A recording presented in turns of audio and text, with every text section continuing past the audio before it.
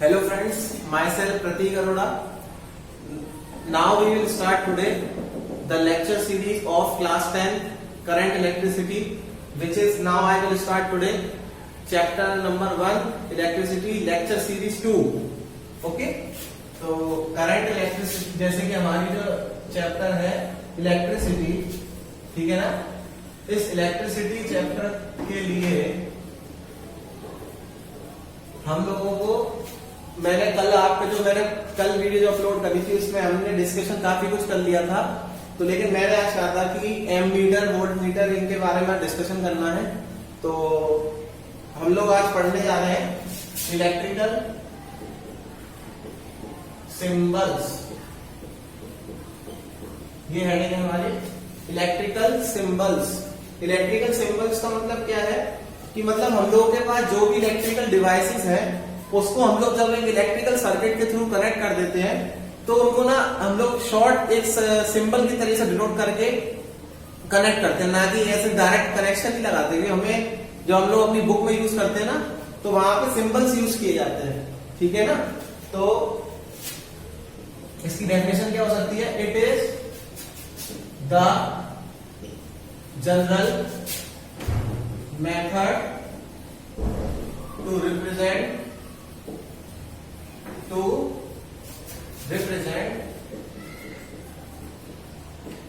any physical quantity when it is connected through any electrical circuit। ये इसकी definition हो जाएगी।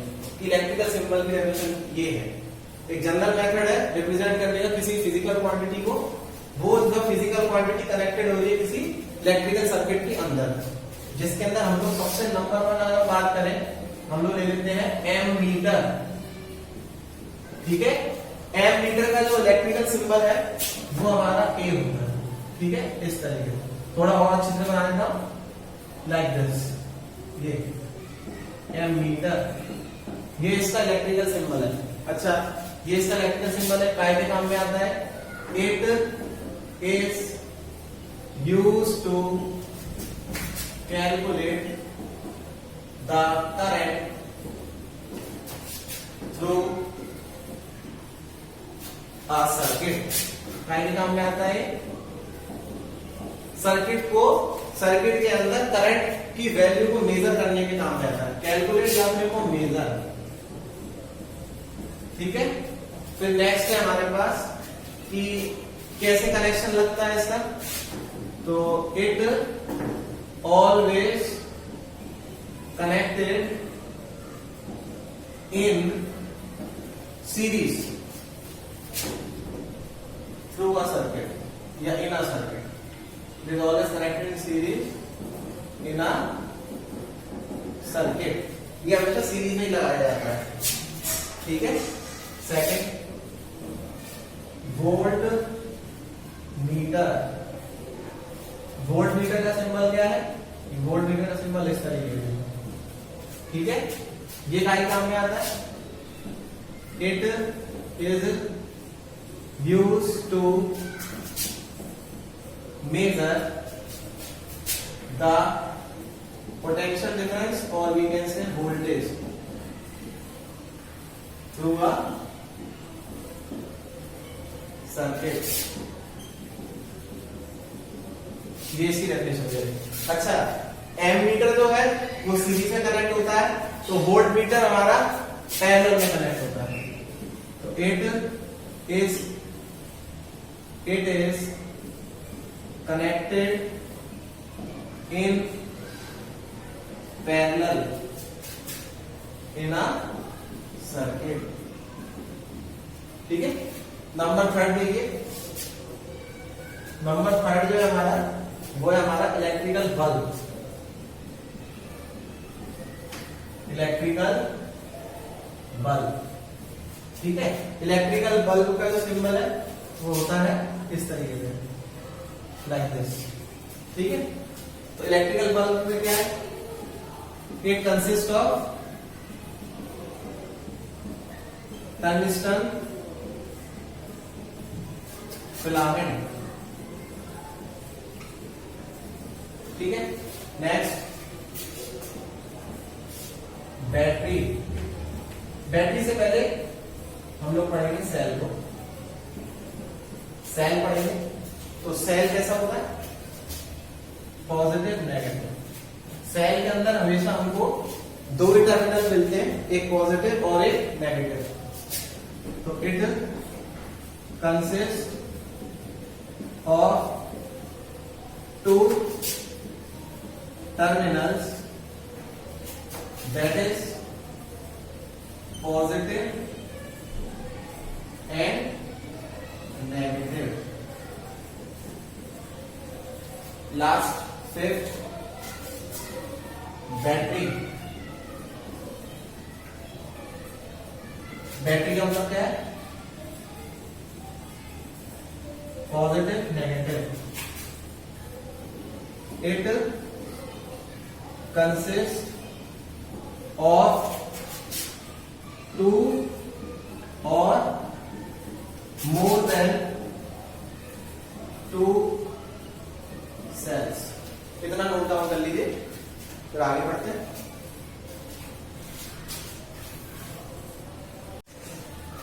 ओके स्टूडेंट्स, आगे कंटिन्यू करते हैं। नेक्स्ट है हमारा सिक्स्थ, रेजिस्टेंस, ठीक है। रेजिस्टेंस, रेजिस्टेंस का जो सिंबल है कल भी डिस्कस कर चुके हैं हम लोग, कि रेजिस्टेंस का सिंबल होता है जिगजैग फॉर्म में हम कह सकते हैं। और ये हमें पता है कैसे काम में आता है, it is used to oppose the flow of current. It is used to oppose the flow of current in the circuit. ठीक है ना। क्या करता है, जो भी सर्किट के अंदर करंट फ्लो हो रहा होता है उसको हमेशा क्या करता है, रेजिस्टेंस अपोज करता है। Next is galvanometer. गैल्वेनोमीटर का जो सिंबल है वो ये होता है, ठीक है। गैल्वेनोमीटर का काम क्या है, इट इज यूज्ड टू, वैसे आप चाहो तो प्लस माइनस लगाना है तो लगाओ, नहीं लगाना है तो मत लगाओ, ऐसा कोई compulsory hard and fast rule नहीं है, लेकिन फिर भी मैंने लगा दिया, ऐसे कोई फर्क नहीं पड़ता। It is used to find the direction of current. ये केवल करंट की डायरेक्शन को फाइंड आउट करने के काम में आता है। कौन, गैल्वेनोमीटर, ठीक है ना। अब लेट एक एग्जांपल लेते हैं जो बोर्ड में काफी क्वेश्चन आते हैं इस टॉपिक से, कि मतलब आप ये बताइए कि आपको एक क्वेश्चन दे दिया जाता है कि 3 बल्ब है या 3 वोल्ट मीटर है, और बल्ब के साथ में बैटरी कनेक्ट करके सर्किट बना दिया था, और कहता है कि मतलब इसको सॉल्व करो। तो इस तरह क्वेश्चन आ जाते हैं, या ये कहता है सर्किट डायग्राम बनाओ। तो मैं क्वेश्चन लिखता हूं, क्वेश्चन ये है, draw a circuit, draw a circuit diagram to represent a ammeter, to represent an ammeter, voltmeter, galvanometer, bulb and a battery। ये क्या है, एक सर्किट बनाना है आपको जिसके अंदर आपको ये सब कनेक्ट करने हैं। क्या क्या कनेक्ट करने हैं, एमीटर कनेक्ट करने हैं, वोल्ट मीटर कनेक्ट करना है, गैल्वेनोमीटर कनेक्ट करना है, बल्ब कनेक्ट करना है और एक बैटरी कनेक्ट करनी है। ये क्वेश्चन है। तो देखो अभी थोड़ी देर पहले मैंने क्या बताया, एमीटर हमेशा सर्किट के सीरीज में लगता है। तो हमने क्या करा, सबसे पहले हमने एक बैटरी बना दी, क्योंकि बैटरी बोला। बैटरी के बाद फिर हमने क्या करा, बैटरी के आगे आने फिर हमने यहाँ पे एमीटर लगा दिया, पॉजिटिव नेगेटिव पॉजिटिव नेगेटिव। फिर हमने क्या करा, फिर क्या करा, बल्ब कनेक्ट करना है। तो बल्ब के लिए साथ में वोल्ट मीटर भी लगाना पड़ेगा, वोल्ट मीटर हमेशा पैरेलल लगता है ना। तो हमने बल्ब कनेक्ट कर दिया और इसके पैरेलल हमने क्या कनेक्ट कर दिया, वोल्ट मीटर कनेक्ट कर दिया, लाइक दिस, इस तरीके से, ठीक है। फिर उसके आगे हमने यहाँ पे गैल्वेनोमीटर लगा दिया और ये सर्किट कंप्लीट हो गई, ठीक है। ध्यान रखिएगा, पेपर में इस तरह क्वेश्चन बहुत आते हैं जो पूछा जाता है, ठीक है। आगे हम लोग डिस्कस करते हैं, नेक्स्ट इज पावर। पावर को डिस्कस करते हैं, ठीक है। Next we will discuss power.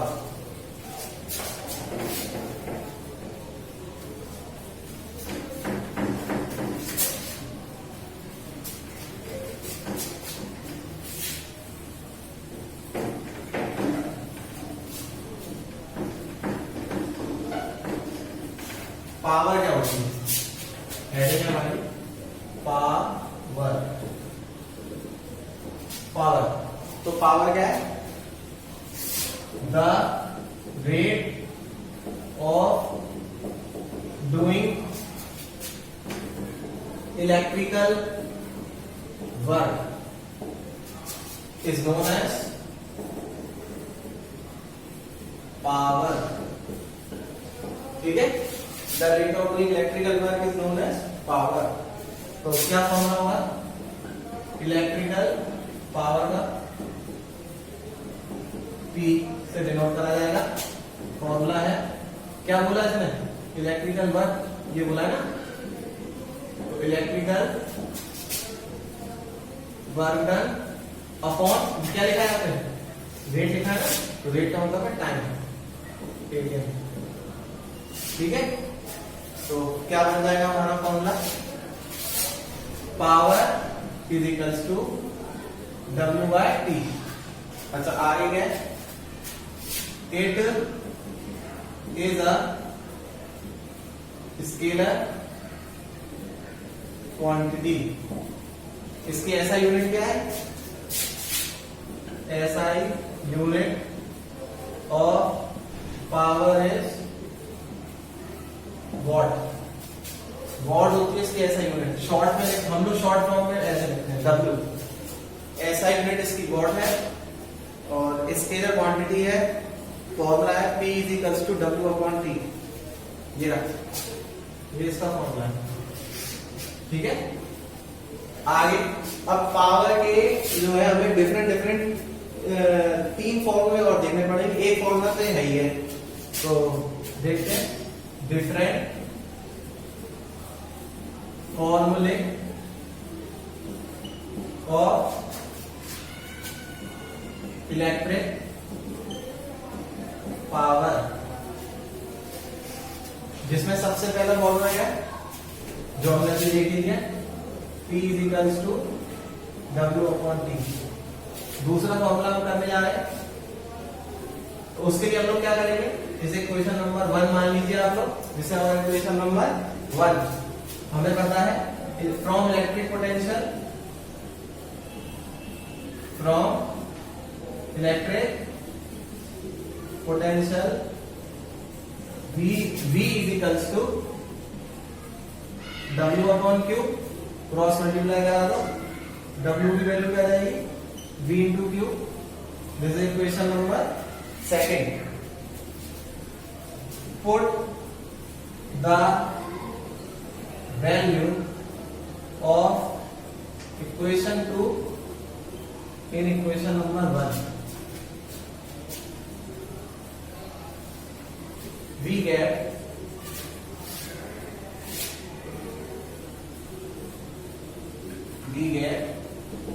हमें क्या मिलेगा, तो हमें क्या करना है, ये जो W की वैल्यू है इसे हमें यहां रखना है, ठीक है ना। तो लगा दीजिए, P इक्वल्स टू क्या आएगा, V into Q by T।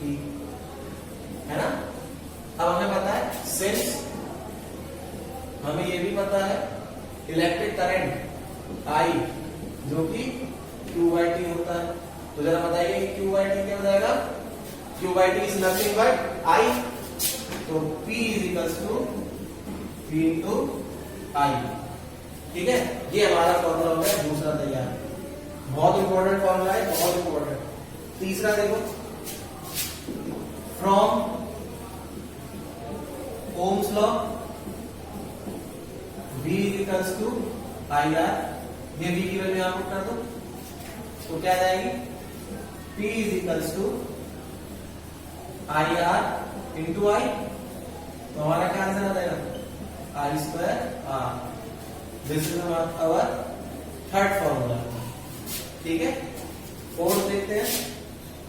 Fourth, since V is equals to IR, और क्या लिख सकते हैं हम लोग? I is equals to V/R, ये वैल्यू I की यहां पुट कर दीजिए, I की वैल्यू यहां पुट कर दो, तो क्या आ जाएगा?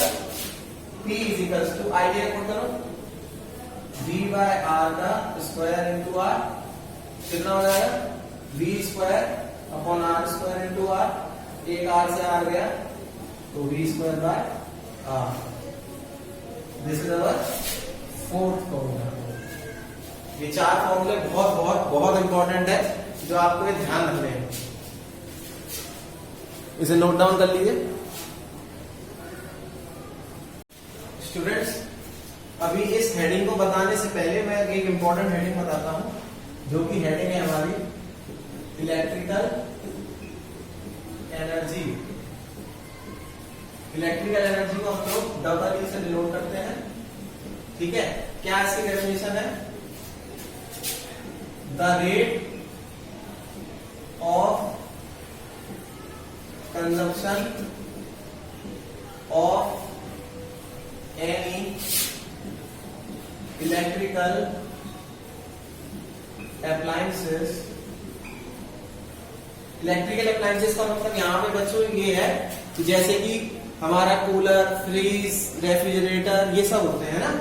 तो the rate of consumption of any electrical appliances of its power over a certain period of time. Electrical energy definition क्या है? कि कोई भी इलेक्ट्रिकल अप्लायंसेस जो पावर कंज्यूम करेगा, ठीक है ना, कितने समय में? किसी एक सर्टेन समय के अंदर, तो वो उसकी इलेक्ट्रिकल एनर्जी कहलाती है। तो इलेक्ट्रिकल एनर्जी का जो फॉर्मूला है देखते हैं बच्चों। इलेक्ट्रिकल एनर्जी का जो फॉर्मूला है, डबल ई से मैंने पहले बताया डिनोट करते हैं। फॉर्मूला इसका पावर इंटू टाइम। कहां से आया है पावर इंटू टाइम? देखो इसके डेफिनेशन में ये दोनों वर्ड आए नहीं आए? तो शॉर्ट में हम लोग लिखते हैं double E is equals to T into T. बहुत इंपॉर्टेंट टॉपिक है, बहुत important.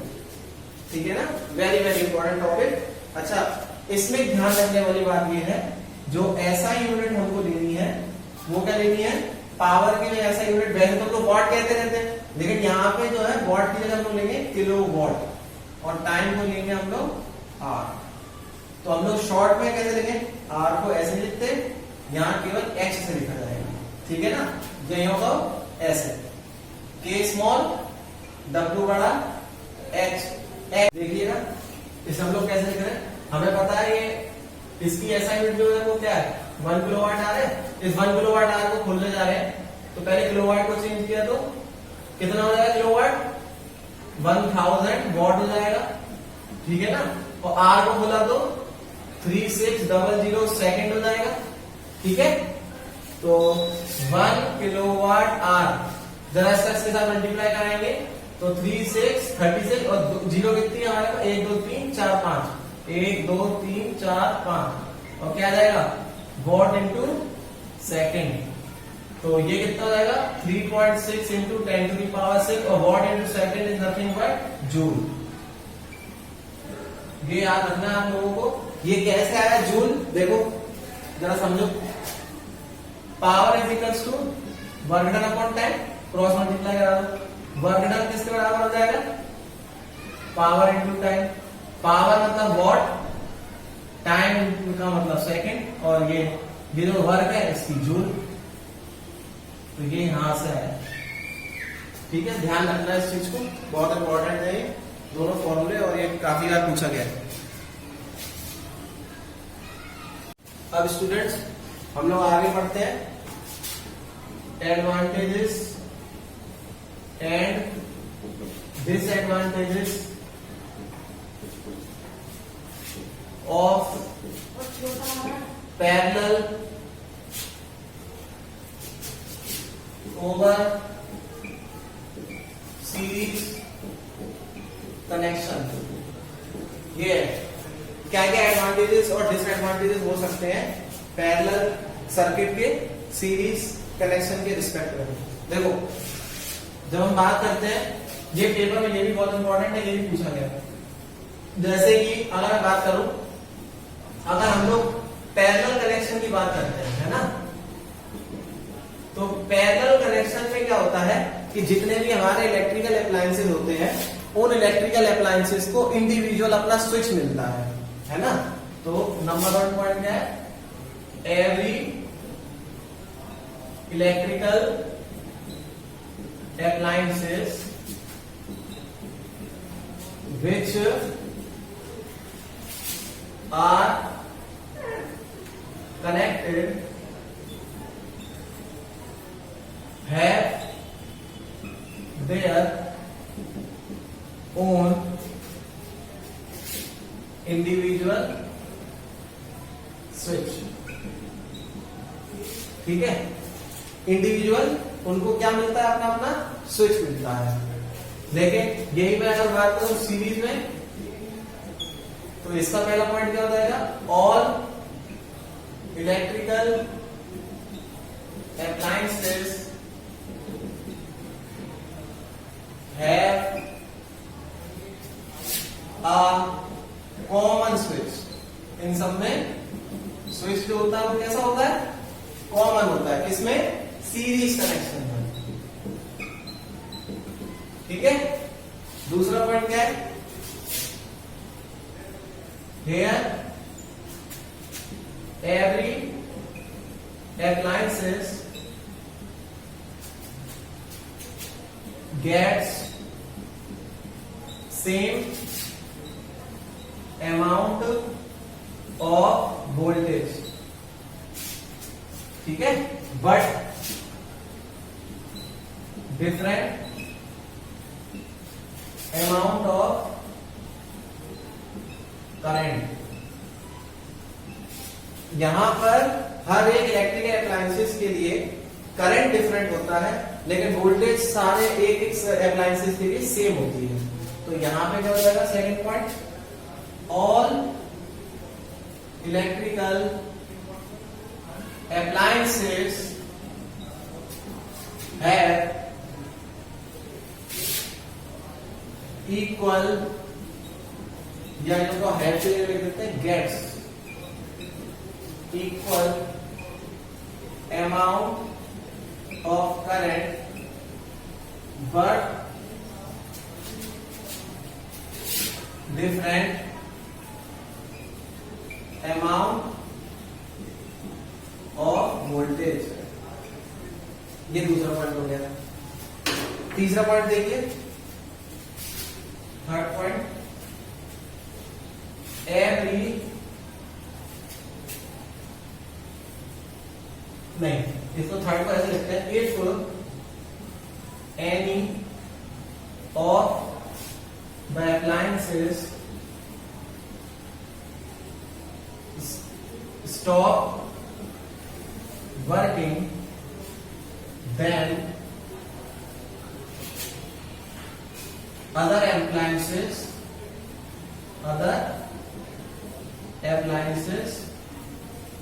do not get affected। इसमें क्या होता है, ठीक है ना। इसकी बात करते हैं, third point, if any of the appliances stop working, when the other appliances do not work. ये मेन डिफरेंस है दोनों के बीच में, एडवांटेज और डिसएडवांटेजेस कह सकते हैं सीरीज और पैरेलल के लिए। ठीक है, बहुत इंपॉर्टेंट 3 पॉइंट है, आप लोग इसे याद कर लीजिएगा जो पेपर में पूछा जाता है। स्टूडेंट्स, ये हमारी आखिरी हेडिंग है इस चैप्टर की, है ना? तो इस हेडिंग को देखते हैं। When an electric current is passed through any high resistance wire such as nylon wire, then the wire becomes hot and it produces heat. This effect is known as heating effect of current। ठीक है, तो जो heating effect of current है यानी कि H से denote करते हैं, किस पे डिपेंड कर रहा है? स्क्वायर ऑफ द करंट पे। दूसरी चीज क्या है? रेजिस्टेंस के डायरेक्टली प्रोपोर्शनल है। तीसरा टाइम के डायरेक्टली प्रोपोर्शनल है। इन तीनों फैक्टर्स के डायरेक्टली प्रोपोर्शनल होता है। फिर क्या करना है? Combining equation first, second and third, इन तीनों कंबाइंड कर दीजिए तो क्या मिलेगा? H is proportional to I square RT। और जब हम लोग प्रोपोर्शनलिटी साइन हटाते हैं तो कोई कांस्टेंट लगाते, लेकिन यहाँ कांस्टेंट नहीं है, डायरेक्ट इसका फॉर्मूला यही रहेगा। और ऐसा कुछ घबराने की जरूरत नहीं है, मैंने तुम्हें पावर का फॉर्मूला बताया था। पावर का फॉर्मूला क्या था?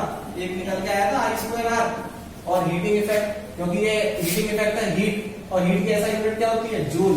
तो दिस लॉ इज, ये वेरी इंपॉर्टेंट है, ये आया है पिछले साल ही। This law is also known as, घुमा के दिया था, हीटिंग इफेक्ट ऑफ करंट लिख के दिया था, ये लिख के दिया था।